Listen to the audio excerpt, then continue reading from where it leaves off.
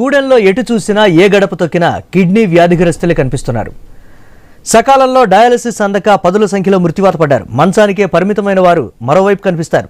తండాల్లో machine Bhagiratha పైపుల leakage, ఇతర సమస్యలను ఎవరూ పట్టించుకోవడం లేదు. చేసేది లేక బావి నీళ్లు తాగుతూ కిడ్నీ రోగాలకు బలవుతున్నామని గ్రామస్తులు ఆవేదన వ్యక్తం చేస్తున్నారు. ఉమ్మడి ఆదిలాబాద్ జిల్లాలో మరో ఉద్యానంలా మారుతున్న ఆదివాసీ పల్లెలపై స్పెషల్ స్టోరీ.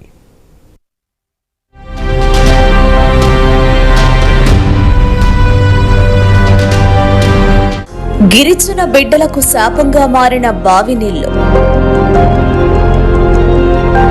చాప కింద నీరులా విస్తరిస్తున్న కిడ్నీ జబ్బులు, మరో ఉద్దానంలా ఆదివాసీ, వరుస మరణాలతో హడలిపోతున్న గిరిజనులు.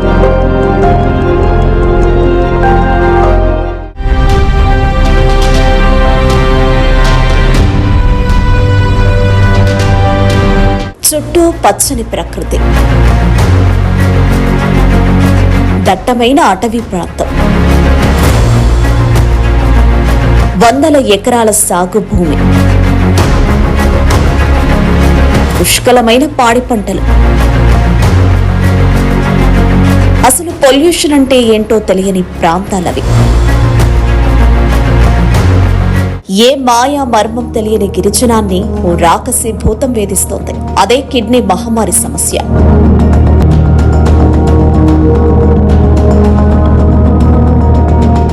ఉమ్మడి ఆదిలాబాద్ జిల్లాలో ఎన్నో ఆదివాసీ గూడాలు, తండాలు మరో ఉద్దానంలా మారుతున్నాయి. నిన్న మొన్నటి వరకు హాయిగా బతికేశారు. ఇప్పుడు ఆ ఊళ్లు వరుస మరణాలతో ఉక్కిరిబిక్కిరవుతున్నాయి. తెల్లవారిందంటే చాలు ఏదో ఒక ఇంట్లో చావుకేక. ఇక్కడే ఉంటే మా ప్రాణాలు కూడా పోతాయని భయాందోళనతో బతుకు జీవుడా అంటూ వలస వెళ్లిపోతున్నారు అక్కడి ప్రజలు.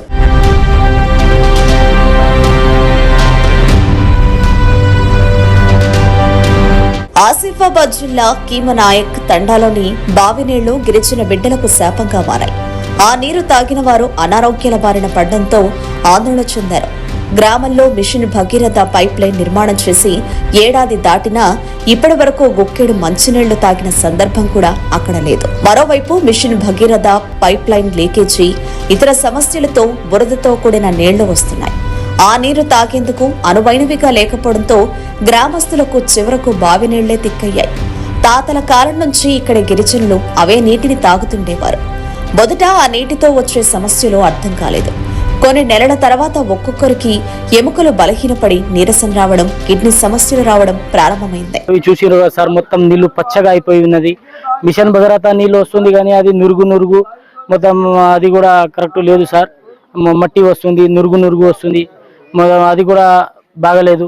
అయితే మాకు ఈ నీళ్ళే తాగడం వల్ల హెల్త్ ప్రాబ్లం అయ్యి కిడ్నీ పేషెంట్లు చాలా మంది అయిపోయారు సార్ మా దగ్గర. దయచేసి మీ ఛానల్ ద్వారా మేము ప్రభుత్వానికి అధికారులకు కోరేది సార్, మాకు ఒక వాటర్ ప్లాంట్ వేసి మమ్మల్ని ఆదుకోవాలని కోరుతున్నాం సార్.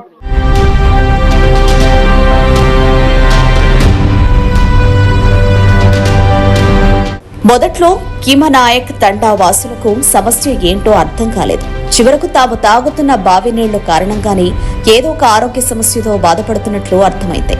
కిడ్నీ సమస్యల కారణంగా 10 మంది డయాలసిస్ పేషెంట్లుగా మారారు.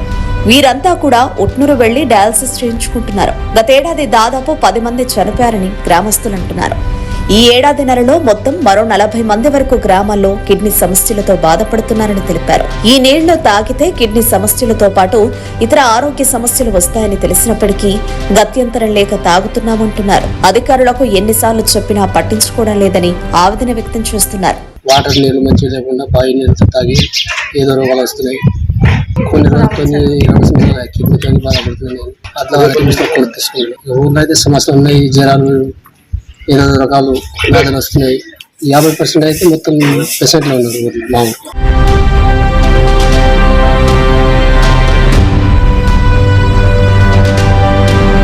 గ్రామంలోని కిడ్నీ వ్యాధిగ్రస్తులు నిత్యం జిల్లా కేంద్రంలోని రిమ్స్ లో డయాలసిస్ చేయించుకుంటున్నారు.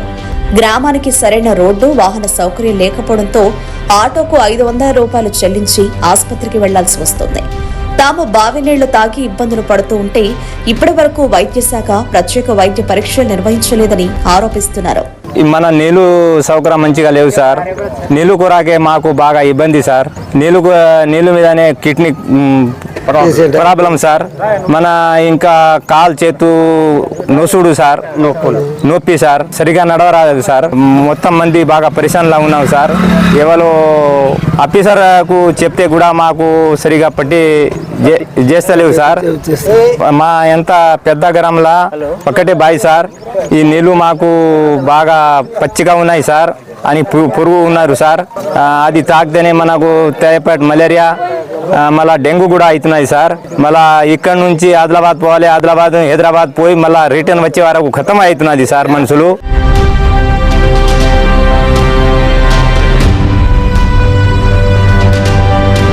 ఉమ్మడి ఆదిలాబాద్ జిల్లాలో పదుల సంఖ్యలోని గ్రామాల్లో ఇటువంటి సమస్యలతో ఆదివాసీలు నరకయాతన పడుతున్నారు. కొన్ని గ్రామాలైతే ఏకంగా అన్నింటినీ వదిలి ఖాళీ చేసి ఇతర ప్రాంతాలకు వెళుతున్నారు. తెల్లవారితే ఏ గడపలో చావుకేక వినాల్సి వస్తుందో అని వణికిపోతున్నారు. ఆదిలాబాద్ ఆదివాసీ గూడాలు మరో ఉద్దానంలా మారకముందే అధికారులు, నేతలు కళ్లు తెరవాలని కోరుకుందాం.